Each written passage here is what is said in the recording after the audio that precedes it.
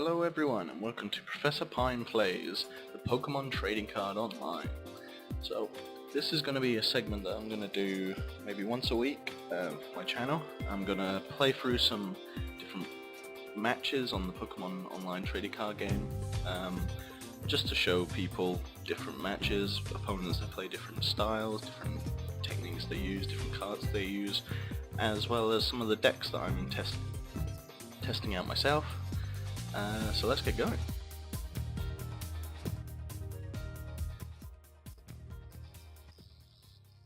Game's behaving a bit slowly today.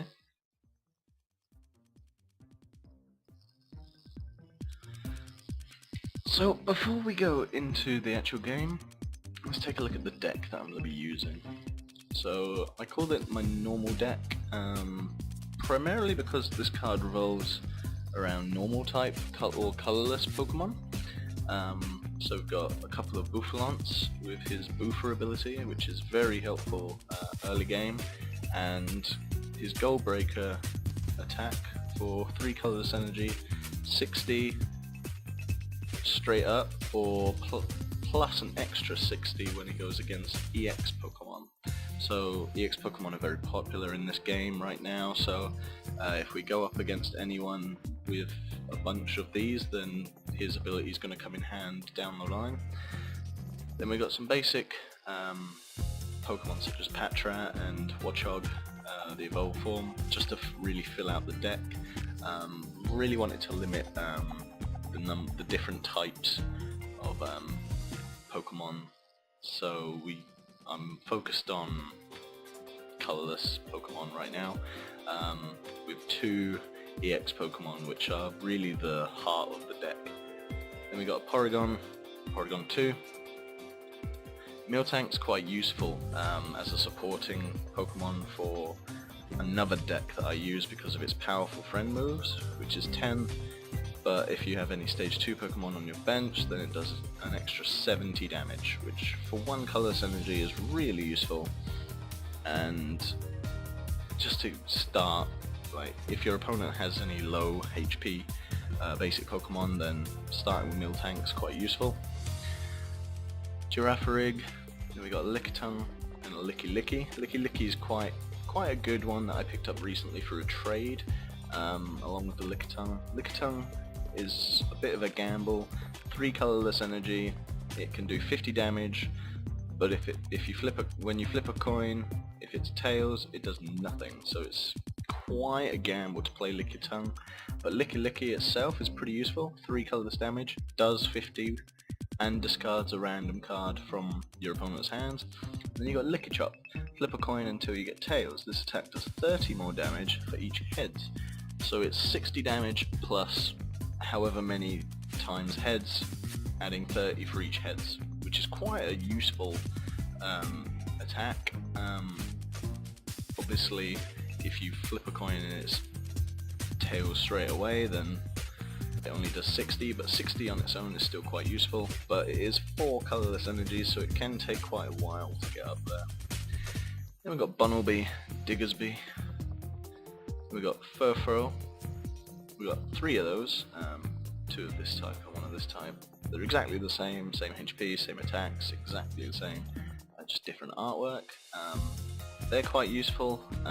Tight Jaw is okay for paralyzing, but only does 20 damage. And then Sharp Fang, 3 colorless energy, does straight up 50 damage. And then we go on to our main cards, which is currently is Malamar EX. Its ability, Hyper Hypnosis, is very useful when I face off against people that have very powerful EX cards, because every energy attached to Malamar I can send them to sleep, and that can give me a bit more time to attack them, take down some of their damage, some of their HPs, and then look to build up Malamar's attack, which is Maximar, which is 60 times the number of heads you get when you flip a coin for the number of energy cards you have. Now I roll quite a few double colorless energies. Looking at my energies, I've got 3 double colorless energies, so if all 3 are attached to Malamar, it counts as 6 different energies, which means that it's 6 flips of the coin on its own. So Malamar really is quite crucial to my deck. I build him up over time, as long as he's not in the rewards pile, the prize pile, prize cards. If I can get him early on, I can just start building him up over time, and it can be quite difficult to beat Malamar if he's got too many energy cards attached to him, because then it increases my chances of getting heads and taking on opponents. One game that I've done before, one match that I've played in before, I took out a Mega Charizard, which was basically the heart of another of my opponent's deck, and he was shocked because he thought that the game was his. But Malamar had tons of energy attached to him, and I managed to get the right amount of heads. If I hadn't have gotten it, he would have cleaned me out because I had no other Pokemon. And then finally we've got Aegislash. Aegislash is very useful. A lot of people in general use special energies like double colorless, and with Aegislash's Mighty Shield ability, it prevents all damage done to him if the opponent has any special energies attached to them. So it can be a great buffer. If I see anyone puts out any like double colorless energies on like an EX Pokemon, then I can try and get Aegislash out there, because then they can't do anything, and then I just build him up as well, as it's 40 damage plus 20 more for each metal energy. So as I've mentioned before, all of my other cards are colorless, whereas Malamar is a dark type and Aegislash is metal type. So my energies really revolve around metal and dark. 10 metal, 7 dark, 3 double colorless energies to help me get some of my higher attacking Pokemon up as quickly as possible. I could really change the dark to a bit less, because I only need 1 for Malamar, but I put 7 just because that way it increases the chances of me pulling it. Okay. So that's the deck we're going to be rolling today, so let's see who our opponent is.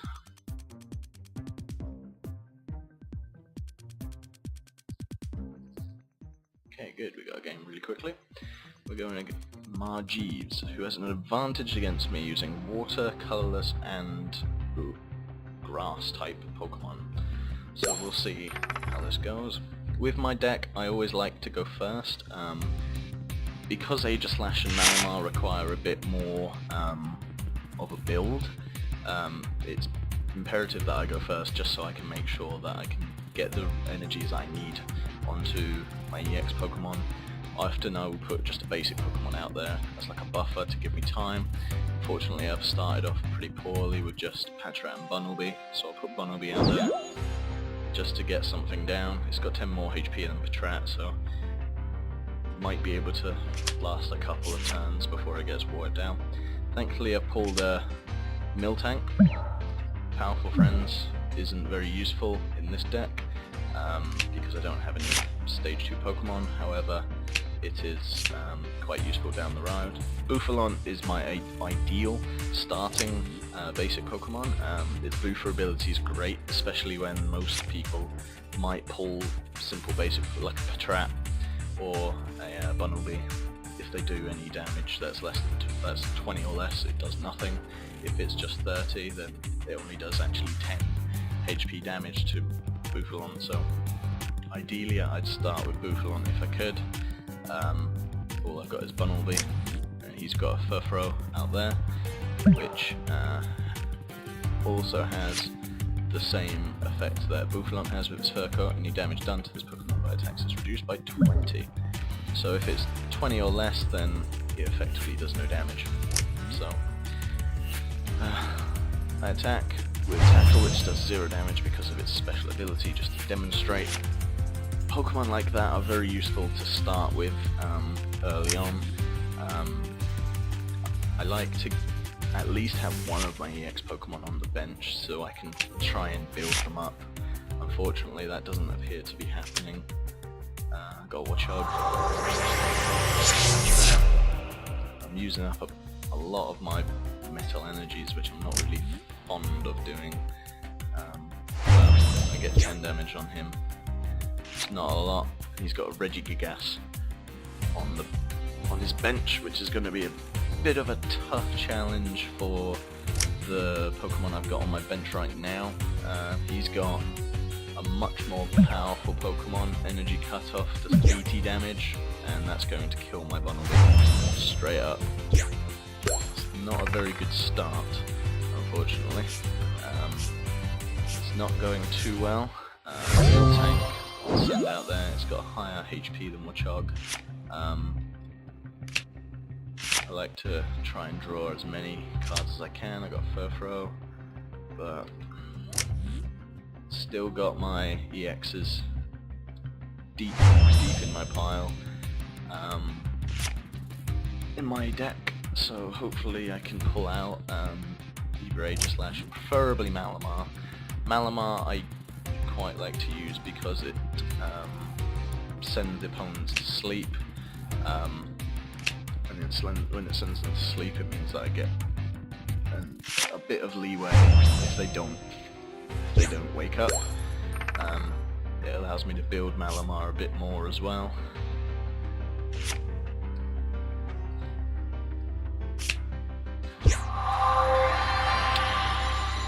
Decisions to make here. Okay, we got Lickitung, and I've got Licky Licky here, and now I've got my Ultra Ball out here, which I can use to get Malamar, which is right there.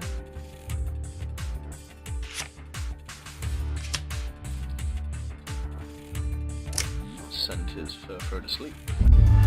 This is more of an ideal situation for me to be in. Malamar's sitting on my bench. Unfortunately, his Furfrou wakes up straight away. Doesn't really do any good for me. But I've got a double colorless energy on Malamar, which is great, and he knocks out my Miltank. But this round I can send my Malamar out there, I can evolve my Lickitung to Licky Licky, so I'll do that first. Malamar, at the very least I send his Furfrou to sleep. Then I do a Maximar, which I need 2 heads really to knock him out. I get 1, I only get 1, which doesn't really help me. His Furfrou is still asleep, which is good for me because it means he can't attack this go. He's building up his Regigigas though, which is a bit of a worry for me. It's going to be quite troublesome to deal with when he gets out there. His heavy impact does a straight 100 damage. If Malamar can knock Furfrou out, then I can maybe pick up my Boopalon. Okay, good. Good, I got 2 heads there, so knock out his Furfrou, which was quite useful. Actually, I'm not going to go for Boopalon, I'm going to go for my Pokemon Sentinel Lady, heal 60 damage and remove conditions. So if he attacks Malamar, does 100 damage, then I can remove 60 flat damage. Now I've got to see what he does. Okay, yeah, it looks like he's going for the heavy impact, or just a Daunt. I'm going to put a Charm on Malamar, which reduces opponent's attacks by 20. Heal him up a bit, so now he's got 20 damage counters on. I'm going to attack his Regigigas. Need more heads than this. Okay, so I did 120, which is okay. He's now down. Oh, he's actually only down to 80. Down 80, I'm apologizing. He did a Daunt, which reduced the damage that I did to him by 40. So really, I needed a 3 heads for that attack. And now he's gonna only do it. He's gonna do a Daunt again, which means that I need better flips now.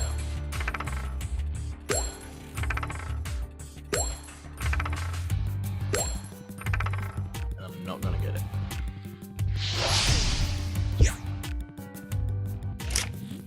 And he's killed my Malamar. The one thing with Malamar is it's a bit of a risk because one, it's an EX Pokemon, so if you knock it out, they get 2 prize cards. Secondly, it's a flip a coin attack, and if the flip a coin fails, then it's not going to help me in any way. So I'm playing Lysanthus Trump card, get my Malamar back into my deck just in case I can draw it again later if I survive. Because now my Licky's only got 1 energy attached to it, so I can't attack. He's now got the ability to just do straight up 100 damage, which is going to cause me a lot of problems because I probably won't be able to attack him next time. He's healed as Regigigas with Simple Lady, and yeah, so now Licky's only got 20 damage left, 10 HP left. It's pretty much over now for me, unfortunately. So this deck, it takes a while for it to really get going, and it really depends on the cards my opponent has, whether or not I can be truly effective with it. I've got a Watchog which he's going to knock out in one attack. The Rock Guard would have been ideal to have on Malamar, because every attack he did to Malamar would have dealt him 60 hit points damage as well. Unfortunately, I didn't get that, so he's evolving his Croconaw. There's no real need for him to do so, because he can just knock me out right here, and which he does. So all in all, not a great setup. He had advantages against me, but nothing that would have done too much in terms of type advantages. So yeah, lots of things to think about with my deck, and if you liked watching this video and would like to watch more, please subscribe, and I will see you next time.